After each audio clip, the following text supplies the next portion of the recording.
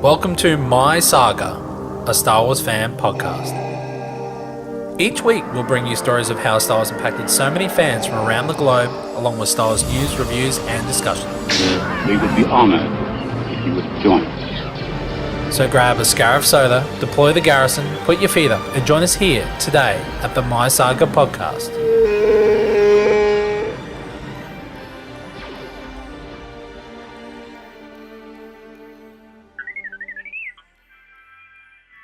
Well, welcome to episode 13 of the My Saga podcast.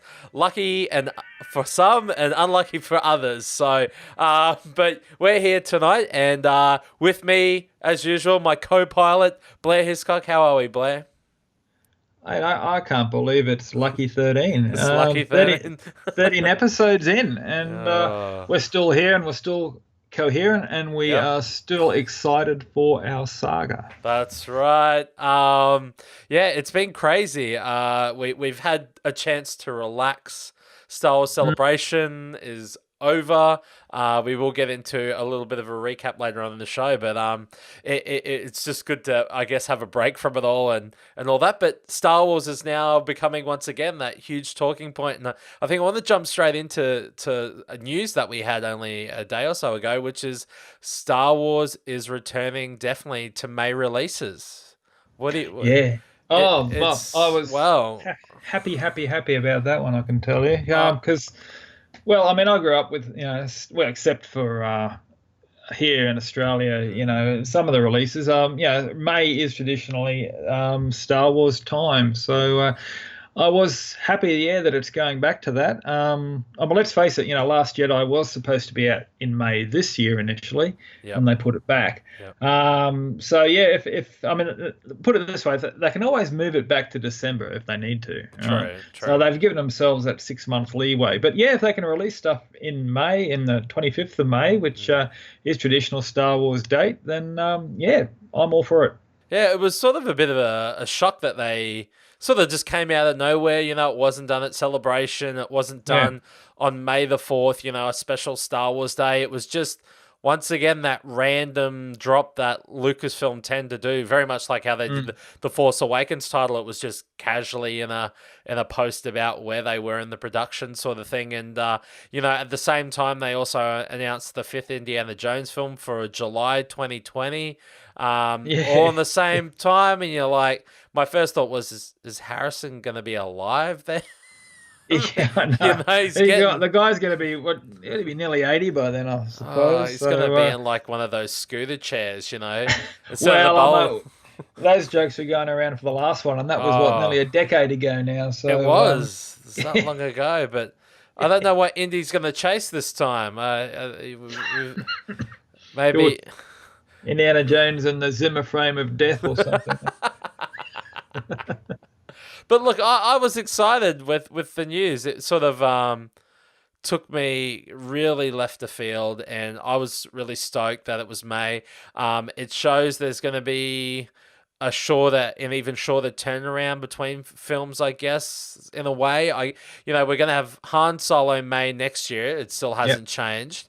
And then the following May, 12 months later, we've got episode 9. But if that means we're going to be looking at November, December releases for home entertainment, which is, I guess they're not losing out in Christmas entirely. They're going to get that holiday period where, the film will be out at home video release and be able to get a very large sell-through within the 12-month period. But it's really nice. I think when I first initially thought of it, and they've been very sketchy around the next standalone and continuing the Skywalker saga, it sort of also felt as, well, we're going to return home to where it all began in that May period, and that's where Star Wars is going to end for a while, and we're going to end it there. But the other thing that I thought of was that, when's Star Wars Celebration going to be then? And when's the opening of Star Wars Land?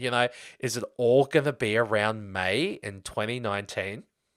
Well, that would probably ring true to some degree. I mean, they are having a break completely from Celebration next year. So obviously they need that time to regroup and think about the future and work on what they're wanting to do. But yeah, I mean, 2019 would just end up just being a massive year for Star Wars if all that stuff was all unfolding around the same time or within a couple of months of each other anyway. Look, it makes sense to me that I say that Celebration will be back at Anaheim again next time. It just makes sense for it to be around the time of opening of Star Wars Land because let's face it, it's just across the road. So, yeah, and then to have Episode 9 around that same time as well in May. It would just like all the cards that fall into place. So, but we'll see. But, I don't know. I feel that it could be a touch overkill, and I think Disney would run themselves ragged if they had all three events happening within 4 weeks of each other. Like I haven't got a drama with them not pulling it off. I just think, it's going to be pushing the fans probably maybe to their limits because there are going to be people who aren't just going to take the time off for Celebration. They're going to want to stay in LA for the premiere. They want to be the fans on the side of the road. So they might go, well, I'm taking a week off for Celebration and the premiere is only 3 weeks away. I might as well take a month off. So, there's all those little things I kept thinking about going, oh my goodness, because, we're hoping that we can get over there for the next Celebration. And I kept thinking... Hoping. Well, no, it's going to happen. We will win. I have my lotto ticket. I've got my R2D2 money jar in front of me here that I drop the odd coin in every now and again. So yeah, they're going to be the gold ones, mate. The gold ones are worth more. No, they are gold. They are gold. But I've got the silver one.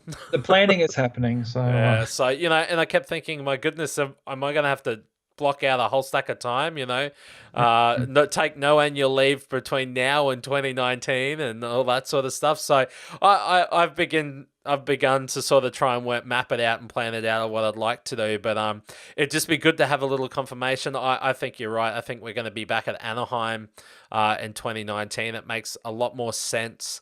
It's right across the road from Disneyland, and with Star Wars Land.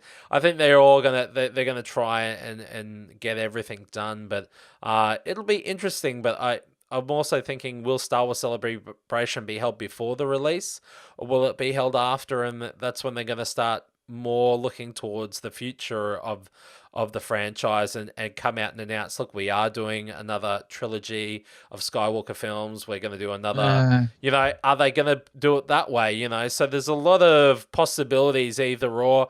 I just don't know about having a Celebration 4 weeks out from the premiere, because there'd be nothing really to showcase because we would have seen every trailer. We would have seen everything. Yeah. The only thing that they could do, which would be huge, would be everyone who was sitting in that room going, guess what? You're going to see the film 4 weeks early than everyone in the world, and this is actually the premiere. And you can't actually tweet anything about it. Nope. Yeah. It'll be like all mobile phones must be switched off. There'll be security guards at every point in every aisle and all that sort of stuff.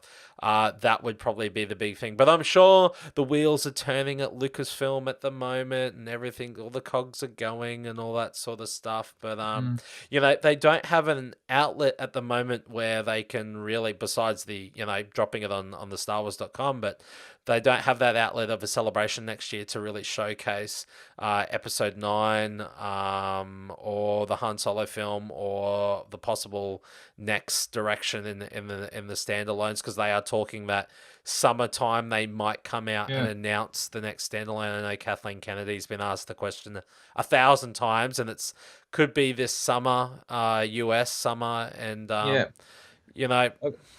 reckon we're going to get some big announcements at D23, Disney D23. I think that's July. Yep. And I think a lot of the things that we didn't get at Celebration are going to come out then, because they've got to hold stuff back for that to make that worthwhile. Because Star Wars will have a massive presence there, and I'll see how it goes. And I also think, look, getting back to the films for a minute, is that we are going to see, within 2 or 3 years' time, we're going to see a Star Wars movie every 6 months, and this is how what they're feeling their way for now. They've captured Christmas for the last 2 years. Yep. And that's been fantastic for them. But May, like we were saying before, May is the traditional date. So it's gonna be fantastic this Christmas because you're gonna get The Last Jedi, and then 6 months later we're gonna get Han Solo in that time slot. And Star Wars is a beast unto itself. It's doesn't matter when you release it. It's going to clean up no matter when. So I think they're testing the waters for that just to see how it, because I think it's going to go the way of the Marvel films. I think we're going to get at least 2 Star Wars movies a year and that's what I think the train is chugging along and building up to that. So I don't know. A friend of mine today at work actually said to me, he's concerned with, Star Wars burnout, and I can understand that to some degree. Yes. But then, and I said to him, well, how many James Bond movies have they made? What, 26, 27 now? It doesn't stop people going to see them. It doesn't stop bums on seats. No. Sure, they're varying quality, but from what I can see, Lucasfilm and the people behind it, the story group and everybody involved have such a love and dedication towards it that, I don't think there's going to be a problem of a not quality movie coming out, what I mean, at some stage. So, as long as the desire is there and they're just going to keep doing it. But like I said, I think we're going to get to see that once every 6 month thing, in the not too distant future. Well, I think they're nailing down their processes, like there was that push they wanted with The Force Awakens to come out earlier and all that sort of stuff. And we're used to it taking 3 years for a Star Wars film to be made. And now it's 2 years and now it's 18 months and all that. So I think it's nailing down that process and like that story group would be working overtime to map out, say, the next 6 films and have that there and then get writers in to get screenplays done. And they're already prepping that previs and all that sort of stuff in the animatics for those future projects. Because you just have to look at Rogue One. They had an idea and then they had a group within the group working on it on the side just in case. And I think that's what they're doing now. They're getting those clusters together within the story group so they can be prepared for whatever's coming and going, well, we've got this idea and it's sort of been given a tentative possibility, so let's prep it anyway and we can go back to it. So I think that's why they're just taking their time on that third film, because I think, we know Han Solo, and I guess that's the first really character-orientated film, because it is, it's one of our favorites and it's someone else playing it and all that sort of stuff. But it'd be I'm still up in the air on the third one. Everyone's, not everyone I should say, but a lot of the majority is Obi-Wan Kenobi. They want that film. But it was quite telling that Ewan was nowhere to be seen at Celebration in anything. It was very sad. So this is what got me wondering. D23 that's one of the things that's going to be announced. And I think Ewan McGregor will probably be there on stage when they do that, and because his absence was quite noticeable. Yeah, look, you had Hayden there. Liam did a video. The only other person was Natalie Portman, but she doesn't really do much of those Star Wars things. But you think Ewan, of course, playing such a big character as Obi-Wan, and had that very minor involvement in The Force Awakens, that it was something there. So I think at D23 they'll see the next trailer for The Last Jedi, and then I'd say a couple of weeks later it'll drop online around August. So that's my thoughts. But it would be cool. It would be cool for them to announce the future of Star Wars, at least the next standalone at D23, but we'll have to wait till July. But it's getting interesting. Things are all moving and everything. But we got to experience Star Wars Celebration, and there wasn't much in the way of announcements. Now we get a chance to sort of look back of what transpired. We got those first 3 really full-on days with that 40th anniversary panel, and then we had The Last Jedi and Star Wars Rebels and Battlefront. But the last day was really quiet and somber, I felt. We had some minor panels there with some of the actors. Of course, the Hasbro panel was the day before, and of course that wonderful Black Series stuff that is on the cards. I was a little shocked. I heard of the fan vote sort of thing, but Jaina Solo I know. Yeah, I know. I was of all totally characters. taken aback by that. And to me it smacked a little bit of the fans and sour grapes about the EU. You know. Yeah, because they put a list out of what figure would you like next? Oh yeah, we'll pick a Legends character. A Legends character, which is not canon anymore, but we'll get an action figure of her. Yep. And look, let me get the figure looks great. It does. But I don't know personally. I don't know whether being a big Black Series fan and collector myself, I don't know whether I want that one on the shelf.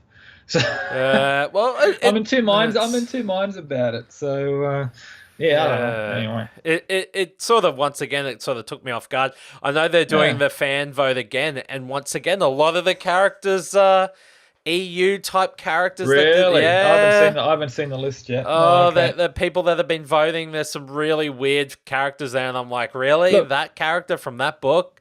Yeah, Darth Revan. I understand. Yeah. I could Revan is a cool character, and that looks great. You know, and I'm always happy for a Sith Lord in plastic. Well, yes. But like I said, it just didn't really make sense to me. And there's a million characters they could do that they haven't touched on. So much better characters. They they showcase the Thrawn character that comes with a nice little cardboard collectible sort of thing with all his trophies from Rebels, which was very cool. I like that. We'll see that on eBay, I'm sure, for $300 or $400 at some point. Yeah, that's an exclusive for. Is that a Comic-Con exclusive? Yeah, I think the Land Speeder. Land Speeder, yeah. And I'm so annoyed about that because I think the Comic-Con Land Speeder, it's got moving parts under the hood and everything else, and a lot more sort of scabby detail on the speeder itself. Devo. So that that's going to be twice the price of the the standard one anyway, but look, I guess that's the nature of it all, and but look, hopefully we may see. Sometimes we see these things just magically appear in a retailer in Australia, and we didn't even know, like Myers or some comic book. Myers is probably your best bet for that. Yeah, it's sometimes they get those weird little pack exclusives at Myers here in Australia, but but look, the announcement of the vintage collection was back again. I know we slightly touched on it last time, and they showed, of course, a Rey from The Force Awakens. But look, I think that's going to be cool. I think once again, they're trying to get a boost in their sales because let's be honest, there are still Force Awakens figures sitting on the pegs in a lot of shops here in Australia, and they're not moving, which is really sad. You're seeing them getting down to $7 and sometimes $5. Oh, mate, where was it at the Big W the other day? I saw them for $4. Oh, wow. So, It's really sad. Wave 2 ones, Wave 2 ones with Hux and that sort of stuff. But they've been sitting there for the last 18 months. So this is sad, but this is the thing too. They've got to be, I guess, smart about their case assortments and how Hasbro are dealing with it out here in Australia. And, I think, too, just recently on the Hasbro Australian website, they put up the 40th anniversary Black Series, and there's been a little bit of, not conjecture is the word I'm looking for, but a little bit of rumour saying that Australia now isn't going to get them, when I heard only a few months ago we were going to get the 40th anniversary Black Series figures, but now they've popped up on the Australian Hasbro website saying go to these retailers to get them. So don't know if we'll see. Look, they could be holding them back until May the 4th, and we might see some retailers getting them. I have been told that Kmart will definitely not see them in the light of day after them breaking embargo on selling the figures. But it's interesting that the approach Hasbro have got with reintroducing this vintage line, which is cool. But once again, I'd like to see some new sculpts, some new figures, not just repacks. I want to see some new figures and new characters. Who knows? Maybe we might get that Luke Force Awakens figure in the retro style sort of thing. I like the old times when there were the chase variants with the silver printing instead of just the matte finish. Those sort of things were very cool. Not everyone was into the vintage line, but look, once again, it's a novelty thing. It's nice that they're bringing that back. I think it's not until next year. 2018. So I think you'll see Luke Jedi, but I think it'll be a Last Jedi version because he'll be obviously in that same outfit for quite a bit of the movie. So but yeah, look, it was nice to see that little panel unfold at Star Wars Celebration there with some of the figures and some of the things. But I don't know, Hasbro's approach is a very light on at the moment, and I don't think I'm concerned about the toy line, but I'm starting to get there, I feel. Well, I personally just don't think they know what to do with them anymore. I mean, the world has changed. Kids have changed. When they came out in the 70s and 80s, they were toys to play with. Right? You dragged them through the sand pit. You did all that sort of stuff. You didn't think, I'm going to keep them on the cards and make $1 million one day, right? And and you've seen photos online of pictures, people taking pictures back from 1981, and you had walls and walls of figures. Back then, I can remember even here going to, I think it was Hobby and Toyland we used to have somewhere over at ONeill here in Queensland. Yeah. And I can remember being in about 14 and going there one Thursday night, and just my jaw hit the ground because we walked on, there was like a wall of figures the whole length of the wall, everything you could think of. And you'd never see any of that sort of thing these days. No. Not here. You get the odd one on that. But it's changed. The play value of them isn't there. And let's face it, a lot of the collectors are the ones who buy them and pick them up. And never play with them. They still one day these are going to be worth money. And those days just don't. It doesn't exist anymore. No. Because every man and their dog's doing it. Sure, the original figures from the 70s and 80s. Yeah. But you're not gonna. You're going to get the odd figure like some of the Black Series and that are going to be worth a bit more money and that sort of thing. But you're not going to see like, you're not going to be able to put your kids through college with them. No, that's it. Exactly. Like a lot of people. Think down the track, and you just see like as well on eBay, and all the people who bought like the Power of the Force line and all that sort of stuff back in the late 90s, and they're all getting rid of the stuff, and you get them for $3 or $4 a lot of those figures. So it's weird, but I have to admit some of the toys they've brought out, I've sort of been impressed with. Like, I finally unpacked my TIE Striker the other day from Rogue One, and it's an amazing ship. I love it. Like, it's really sturdy. It's really durable. Like, the thing with the Force Awakens TIE Fighter was the wings they warp because they're rubber, and I've still got mine in the box. I've never taken it out. I'm too scared to. The TIE Striker I've got, they're still rubbish, but they're a lot more firmer. But this thing is solid. And like, when I took it out of the box, I was like, oh man, this is awesome. And I was flying around the room with it, and I was like playing with it and stuff, and I was like, doing the pew. I was like, pew, pew, pew, pew, like this, and I was like, and then like Jack's like, I gotta get the U-wing down, so I got the U-wing down because it's a good ship. I wish it was a little bigger. I wish it was to scale. Yeah, so you could put figures in it and everything. That's the only thing. That's the only reason I haven't picked it up. I mean, I've seen it for ridiculously cheap prices, but I just can't get over, just the scale of like one figure. So you put one figure in, and that's it. It's meant to be a transport carrier.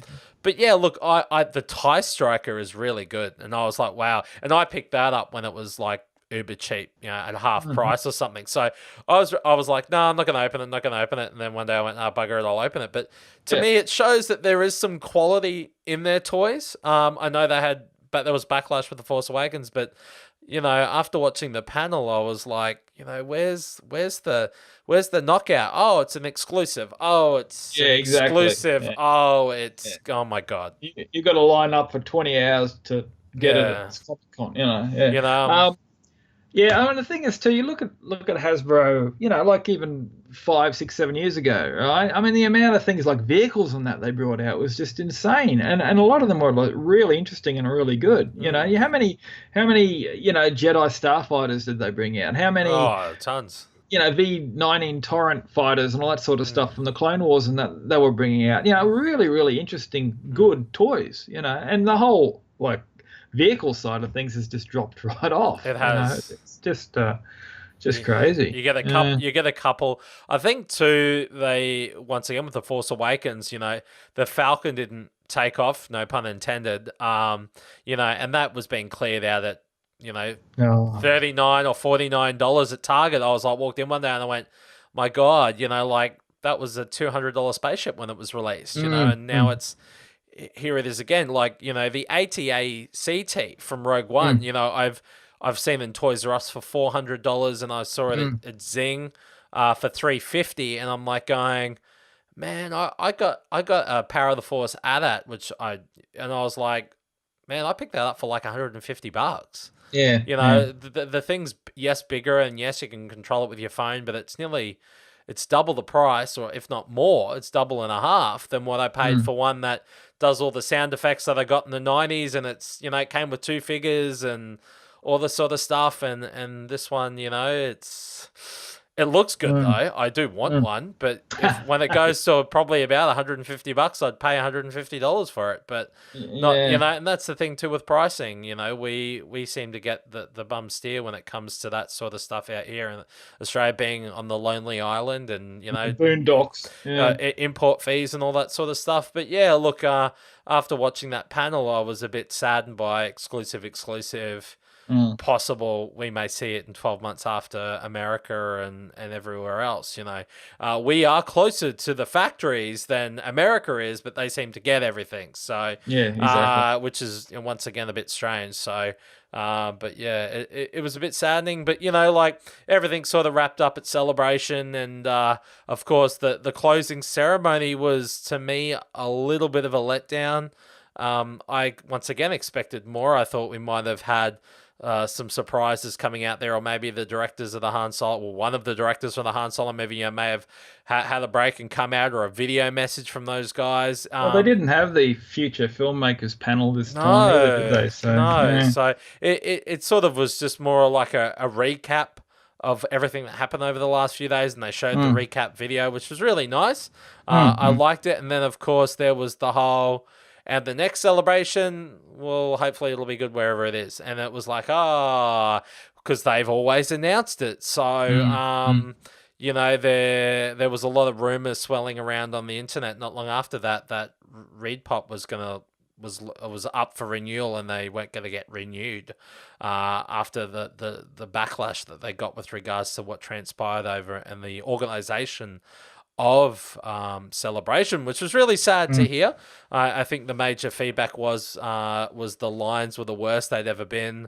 The way it was organised was the worst it was ever been. There are a lot of happy stories coming out of Celebration. Some people had a really great time and all that sort of stuff. But yeah, there was probably a lot more backlash than I expected. Well, I think the problem was too, they just didn't expect the numbers that they got. No. I mean, when you look at it, objectively, I mean, we had last year. I'm talking about the last US one was in 2015. Yeah. Right? And so it was before The Force Awakens came out, before Rogue One, and as well. And the thing was, too, at that stage, yes, everybody's looking forward to it, looking forward to The Force Awakens, looking forward to Star Wars and that sort of thing. But there was still that bit of that bad taste in the mouth from the prequels, still, with a lot of people. Yeah.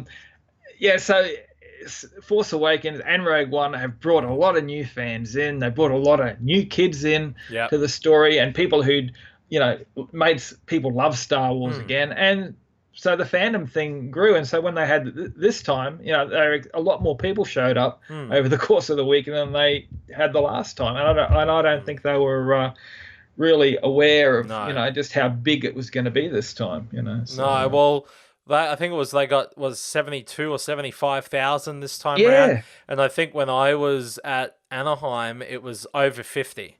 So, when you get another, nearly close to 20,000 people walking through your door, it's going to really unsettle everything. But yeah, look, I think next time they've got to look at that sort of thing. I know they've been putting out the surveys and everything, but yeah, look, 2019, as we were talking about before, I think it'll be in Anaheim.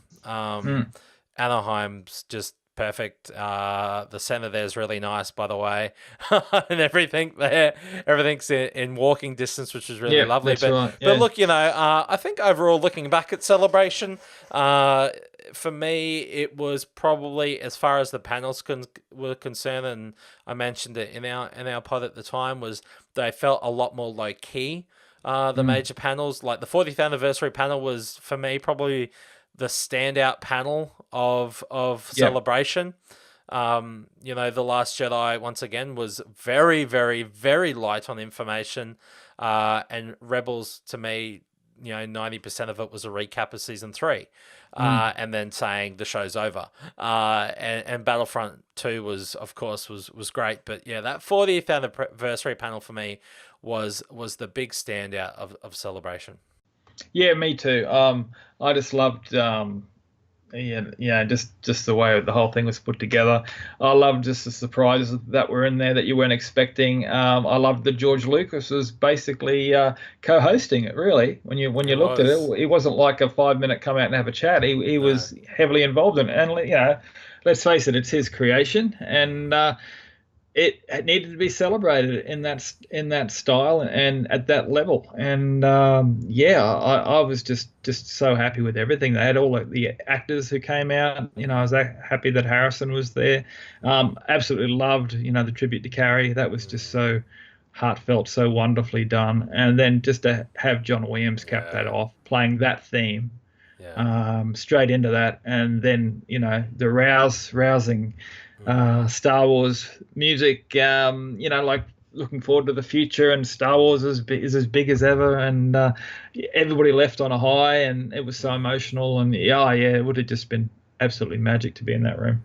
Well, from what I've heard from a few people who went, there were a lot of tears at the end, especially when Johnny was playing.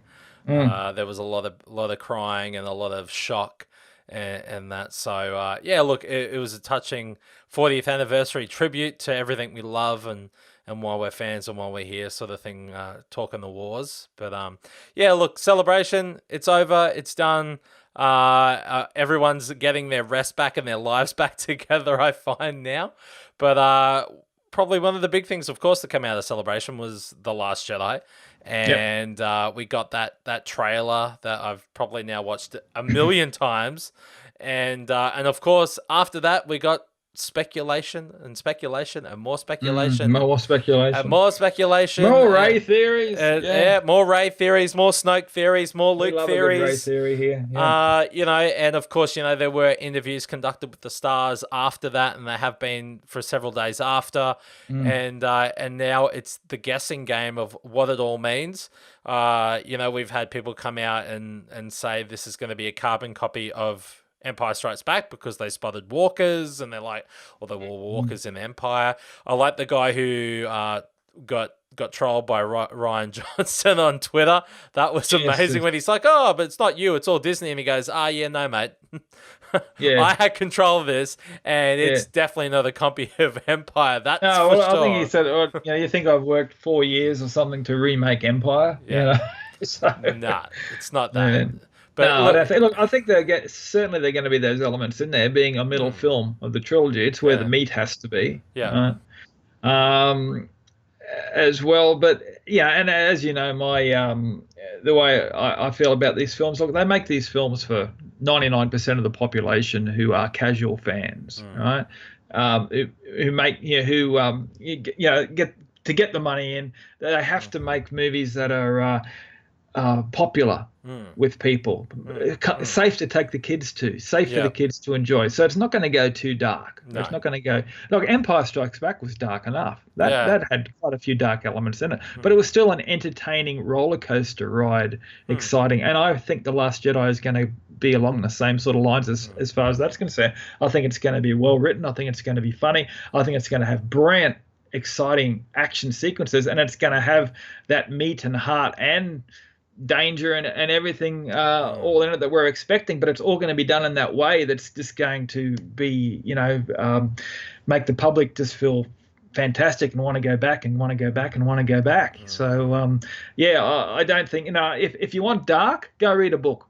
Right? Go read a novel. I mean, they're dark enough, right? You want to go down that route. You're not going to see, unless they do like a Game of Thrones type sort of television series in the Star Wars universe. That's true. You're not going to get that sort of darkness that people, gee, what's happening with Luke? Oh, no, is he gone to the dark side? All that sort of stuff. You're not going to get that. It's entertainment. As George says, it's entertainment for 12-year-olds. Yeah, that's it. 12-year-old in all of us, So, what do you think, though, too, that, of course, there was a little bit of controversy in the trailer with Kylo's scar, and then someone pointed that out to Ryan and said, Kylo's scar's on the wrong spot, and he goes, no, it's not, and then he was asked, well, hang on a tick, here's the photo, and he said, well, I thought it was in a bit of a silly spot, so I moved it. That I don't know, I'm in two minds on that one again. I think too, look, Bacta's a wonderful substance. Bacta. It just moves the scar. Well, I mean, slowly moving it off his body. Kylo's been completely healed. Right? Completely healed. Yep. And that's a scar from something else that's happened since. Yeah. I mean, the guy's clumsy. So, I don't know. Look, personally, I wouldn't have picked it up if it wasn't pointed out for me, right? And I'm sure I would have eventually, but look, I don't know. I mean, anything can happen between now and the film comes out, and he's not going to give away too much. So who knows what he's going to do with that sort of information? But look, he's a director; it's his full prerogative to change stuff to make things seem better. And obviously, Lucasfilm were okay with it, so they didn't go, no, you can't do it, mate, for continuity reasons. So there must be reasoning behind it, I'd say. True. But, there's once again that speculation about Rey and Luke, whether they're, father and daughter or not. And, there's been things that have hinted that it's true. And then there's today I was watching on the internet, there was an interview that Mark Hamill did not long after, I think, Return of the Jedi. And he sort of said, there's something at the turn of the century, and I play this character, but it's not in the same playing field or whatever it was. And I think it was it Gene Siskel? Well, and then he says to him, so you're playing like a father to a Luke Jr., and he goes, oh, you're a very clever man. And it's they're going, did Mark Hamill give away the plot twist of episode 8 back in the in the late 80s and 90s or something, and I'm like, I think once again it's a stretch of what's happening, but and then Daisy, of course, did that thing at Celebration, or I think it was an interview during Celebration where she said that when she rocks up, Luke doesn't know who she is. So that once again the speculation of who she is, and all that. And once again, I think there's hints in the trailer that could sort of speak. We're talking light, dark, and a balance. And the only other character that's ever had balance brought into that discussion is Anakin Skywalker. The chosen one that brings that balance. And I know you've said before that, that generational thing, that there's always going to be someone like that. But, look, it's going to be interesting how this film goes with regards to its story. After watching the trailer and everything, and I was looking at the spaceship scene at the end, and I know I've read a few things online saying once again that think, there's this major battle above an unknown planet, and I thought, well, I think that's actually the Resistance base from the first film on Dagar, in the Alenium system, because you got to remember this film takes place directly after The Force Awakens, and the First Order know where the Resistance base is. Yeah, so the first thing they're going to do is attack it. You know what I mean? Even though Starkiller base is gone, Kylo and Hux and all that, they know where the Resistance base is. They track, the scout ship to where it was. They're about to blow it up.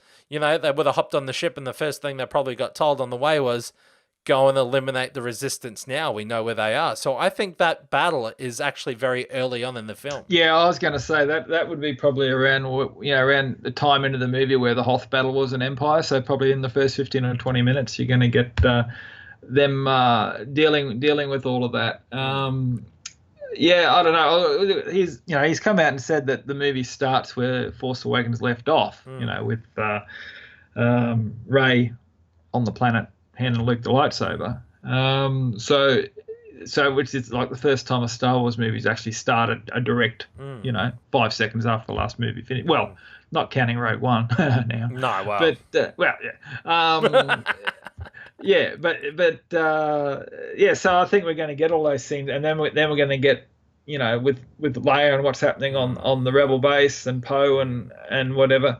The First Order, the remnants of it have turned up, and they're gonna destroy them, and whatever goes from there. But having said that before, Luke may not know who Rey is at the time, but he knows that there's been a vergence in the Force, right? He's felt it, and if Kylo and Snoke have felt it, then Luke's felt it as well. And so he may not know her when she shows up, but he has felt her in that, he's felt the awakening, and Rey is the awakening. And like I said the other day, I fully believe that scene where Rey, touches Luke's lightsaber, the lightsaber is a projector of Luke's mindset. And she absorbed all of that, and he felt her then through that. And so in a way he knew that he may not know who she was, but she knew that somebody was coming. And when she turned up, he's not, I don't know, she's not what he is expecting. I don't know. Like I said, there's all sorts of conjecture that we can go through with this, but I think it's just going to be very interesting because, as I've said before, I don't believe that Luke is in a very positive and healthy state of mind at the beginning of this film. So it's just going to be, just a trip. Well, I just find it a little interesting. Of course, if Ben or Kylo was the thing that pushed Luke over the edge to leave and just disappear, why the obsession to find him? Why not leave him alone? Like that, I think that's thing is that if they would have known that what Snoke and Kylo did was they would have broken Luke's spirit, because he never fought back. I think that's the big thing. It's like, well, hang on, if he's meant to be, the last of the old Jedi and he's training these new Jedi and, he's so powerful, why didn't he fight back? And then why this obsession of finding him? It's intrigues me just a little. It's like, why find him? He ran, he left, and Ben would know that. Ben would know that. It's just like all of a sudden, no, we got to find him, and we've either because they never say they want to kill him. No, they never say, oh, well, we've got to end the Last Jedi. They say we need to find him. But it's not like, oh, we've got to destroy the Last Jedi. No, we've got to find him. Why? That's the thing that itches me just a touch. It's not like, they've broken his spirits. He's disappeared. He's not doing anyone any harm. He's not interfering. They've just blown up a whole star system. Luke's not flying him his old X-Wing and going, oh, well, hang on, I'll reenact the trench run. I won't let Poe do it. I can do it. It's that those sort of things have got to be going through the mindset of the characters, and I'm thinking, I don't know, why the obsession?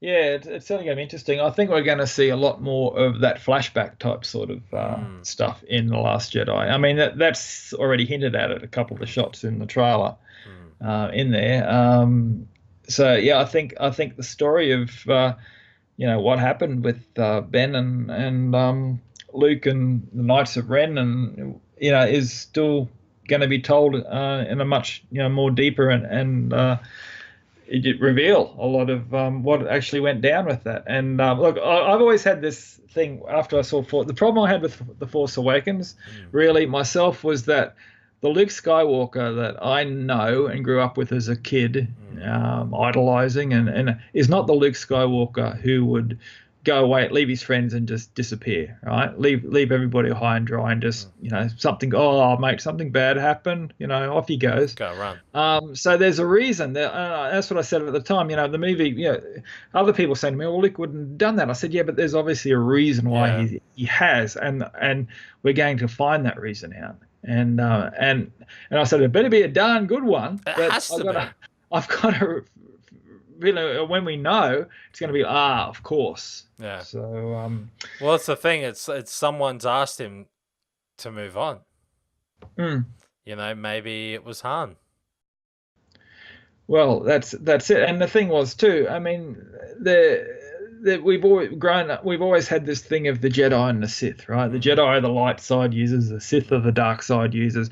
But that's a very narrow view of what the Force is and what the Force. That's just tapping into a minuta of the power that whatever the Force is, right? And so Luke has realized that, and because he's had that exposure to the dark side in Return of the Jedi, where he actually used the dark side to beat Vader.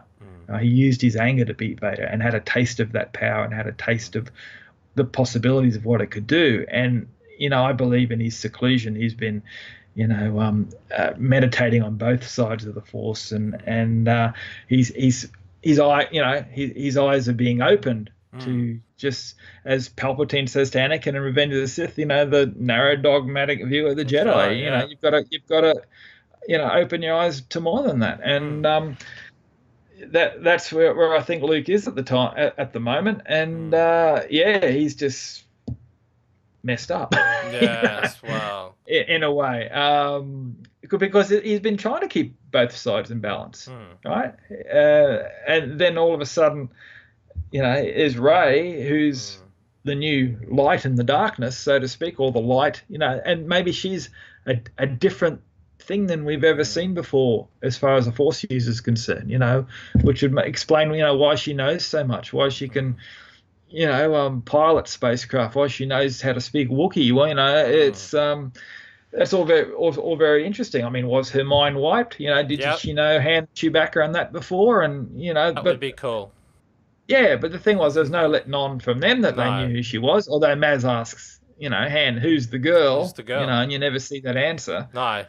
But I mean, mate, they can do it anything they want, really. And we can ask questions till the cows come home, but we're not going to know until December everything. And I'm happy with that. Yeah, I mean, look, me too. I don't want this film spoiled in any way.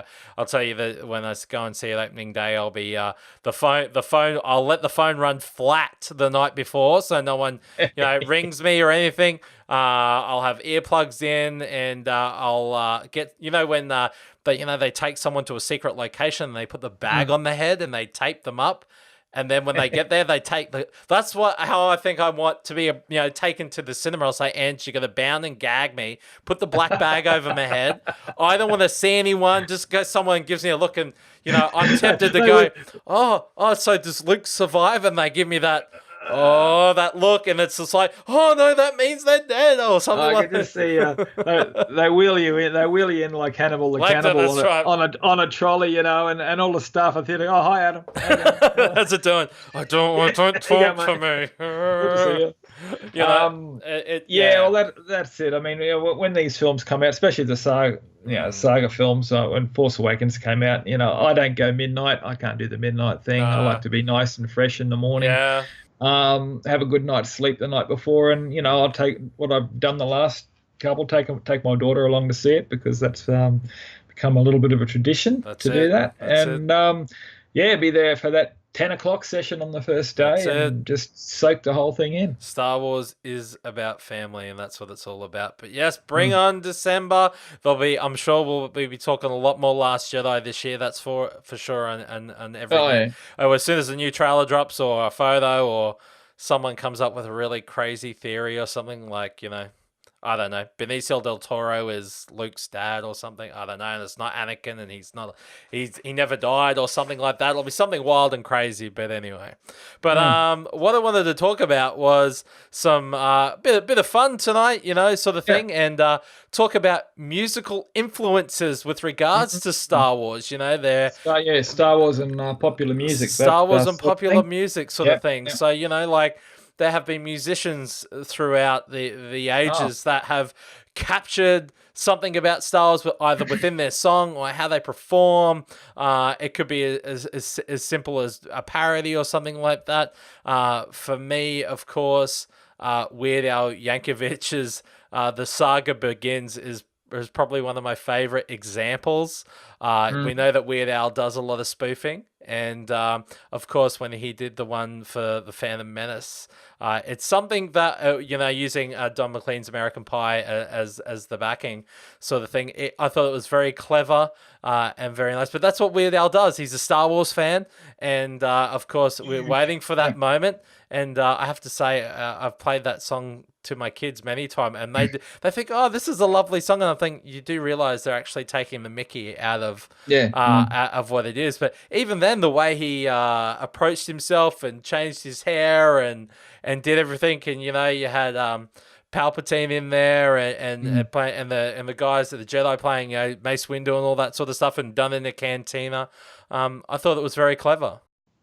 What was amazingly clever about the Saga Begins was that it actually told the entire story of the Phantom Menace throughout the song. So yeah, I mean, spoiler alert: if you'd never seen the Phantom Menace, too bad. Just listen to Weird Al. Yeah, that's it. And maybe that was a better option for some people. And just listen to Weird Al's version, and I'll tell you everything that happened in the film. Oh, look, Weird Al Yankovic is a genius no matter what he does. I just, and that was like one of the pinnacles for me of his songs. It was right up there with the Jurassic Park one, to MacArthur Park. That was another. Yeah, Jurassic Park is scary in the dark, But, that was great. And Weird Al being a huge Star Wars fan, I mean, he's done a couple of released a couple of Star Wars Star Wars songs. He had Yoda as well to Lola. Yeah, that's right. Yeah, and which is great. It's one of my favorite karaoke songs to do. I'll get up there and everybody, he's going to sing Lola, and I start singing Yoda, and everybody has a laugh.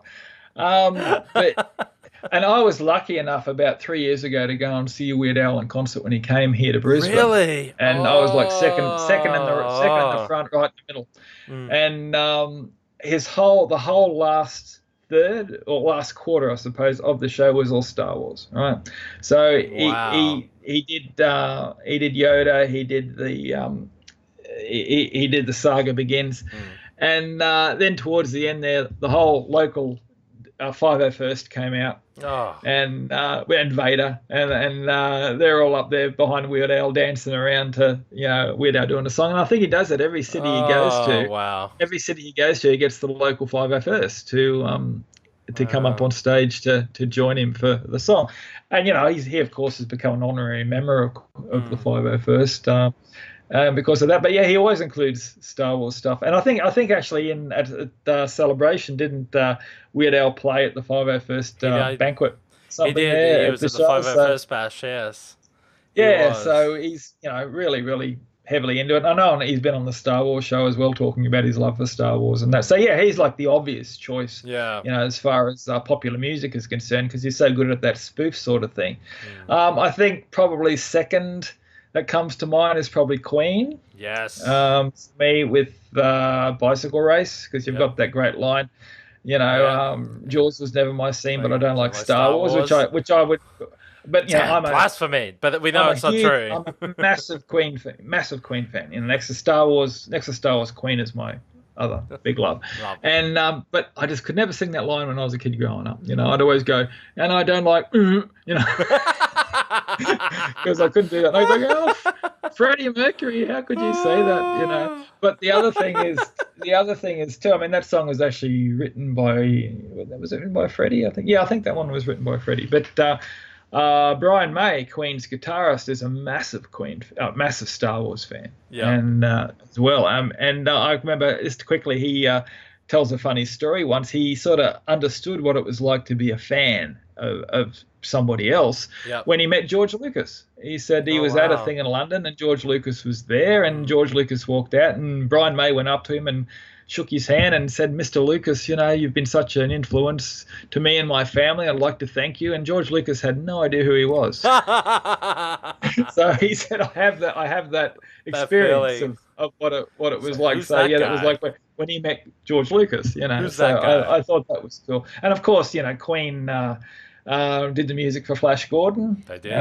Which, isn't Star Wars, but it's along the same sort of line. And I'm sure that, that had a lot to do with them doing Flash Gordon, was Star Wars being out and doing that as well. And of course, they did that brilliantly. But I mean, they're to me, they're the two ones that stand out the most. But going through a list of songs, there's heaps, hundreds of songs from bands that have had Star Wars influences in, or Star Wars lyrics. And it's just too many. Like Eminem's another one that had a lot of Star Wars lyrics in there, and well, you find that a lot of them, well, even if they didn't work them in, they have something themed at their concert that would showcase that they were a fan. There were stories with regards to Prince. He was a massive Star Wars fan. It was something that he had to watch regularly in his trailer. After every gig, it would be Star Wars. And I believe he played at George Lucas's wedding, but he was a massive Star Wars fan. But it was something, a story that I'd heard that, there was a concert and he was doing some stuff. And then at the end, he had to make sure that Star Wars was ready in his trailer after the gig so he could watch it. He was a massive Star Wars fan, so, these artists, they had that influence there, but, they were a bigger fan than anything. But, Queen definitely springs to mind to me. And like you say, there are many others that took Star Wars in some way, shape or form, or there was hilarity in their music video that showcased that. But it just shows that Star Wars reach was that big. Well, the thing of, music, popular music and movies and that, they're all mixed together. And the influence comes from everywhere, and like Star Wars influenced so many millions of people, then people who are in the music industry are going to take that to heart as well. It's going to speak to them as well, and it's going to come out in ways that they feel that they can pay tribute to it to some degree. I'm just having a look. There's a song by the Bare Naked Ladies, and I love the line in this one. It's Luke's like Skywalker got a big hunch. Hey, that's my lunch. Yoda's a really, really old guy.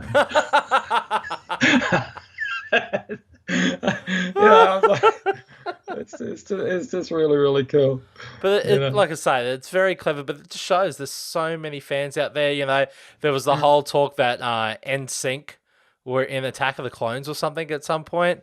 I know. I was. They were big fans because I think. It was Katie Lucas was a big fan of theirs, and they were Star Wars fans and all that sort of stuff.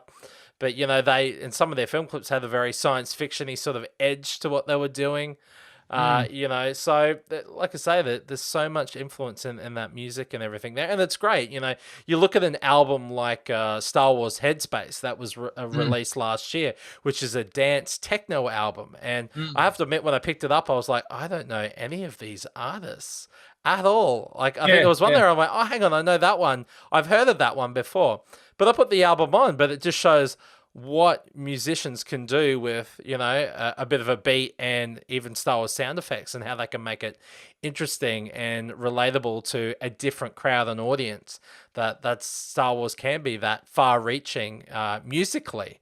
It's not just classical music; it can be dance music. I know there was the techno version when the film came out of the Star Wars theme, the Miko, the tech, and then of course there's that classic Bill Murray song from Saturday Night Live.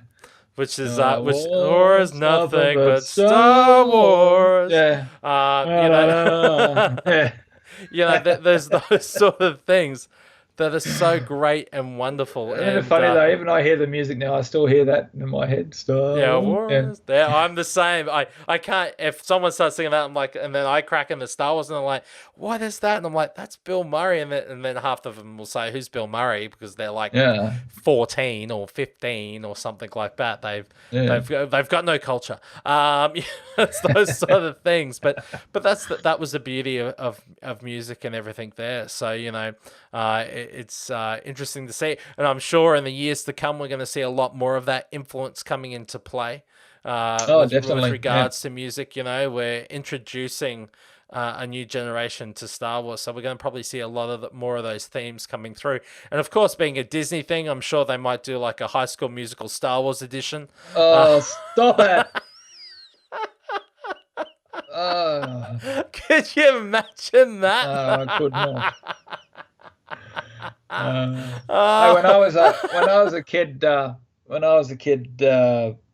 growing up, back when the LPs and that were still coming out. Oh, they're out here again now, but when they were first coming out, I got the soundtrack of The Empire Strikes Back for my 14th birthday, and this is a week before the movie was released. It came out here on August the 2nd, 1980, I think. Wow. And my birthday is the 28th of July. So any of our listeners who ever want to send me a present, it's the 28th of July. Care of my Saga. That's it. Yeah, and I had the album like a week before the film came out, and I played that thing to death in that week, right? So which made Empire even more special for me, because when I got to see the movie a week later, I knew the asteroid field scene, I knew the Hoth battle, I knew Cloud City, all that, and the music was already there for me when I saw the film, so it sort of made it that much better. And then when I started getting pocket money and saving up for things, I bought an album called Empire Jazz. Oh, okay. Which is Star Wars music done to jazz, right? Really? And you put it on. Yeah, I think I've still got a copy of it at Mum's place. Might be worth something now. I've got to suss it out. But anyway, could be. But anyway, you put it on, and it'd start off with the and then she'd just go into the trumpet, and it was like an entire jazz track for the next 6 minutes, which had nothing to do with John Williams' music. And then it would then come back again to the theme in the last 30 seconds of it. And every track on the album's like that, So, oh my God. Yeah, it was. Remember, that's money I'll never get back again. Yeah, no.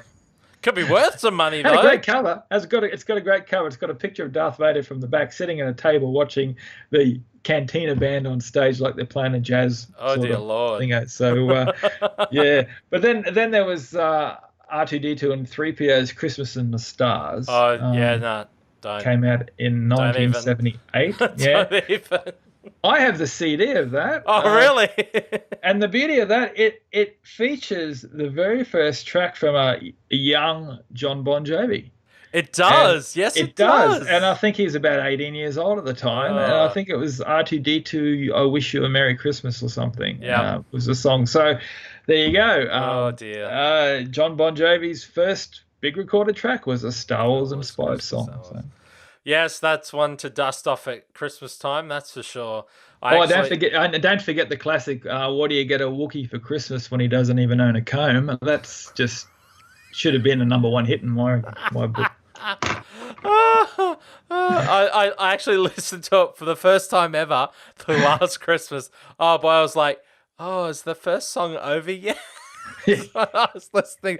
I was like, you know what? I may watch the Star Wars Holiday Special after this just to get the CD out of my That's a double feature. That is indeed. But look, that's it for tonight's show. It was once again marvelous to talk the wars with you, Blair, as usual.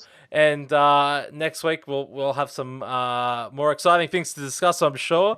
It'll be another week of Star Wars goodness, and who knows, we might even get the title to the Han Solo movie. Yeah, wouldn't that be nice? Look, just something. Give us something. Come on. Yeah. It's out in 1 year, and we haven't even got the title yet. Come on, let's do it. So, but yeah, look, thank you everyone for listening, and thank you for sticking with us during Star Wars Celebration. It was a slog, but thank you very much, and may the Force be with you. May the Force be with you guys. Good night. Hey there, Rebels. If you enjoyed this podcast and want to show your support, please make sure to follow us on Facebook and Twitter, or subscribe to our YouTube channel. All links can be found on our website at mysaga.com.au. Thanks for joining us, take care, and may the Force be with you.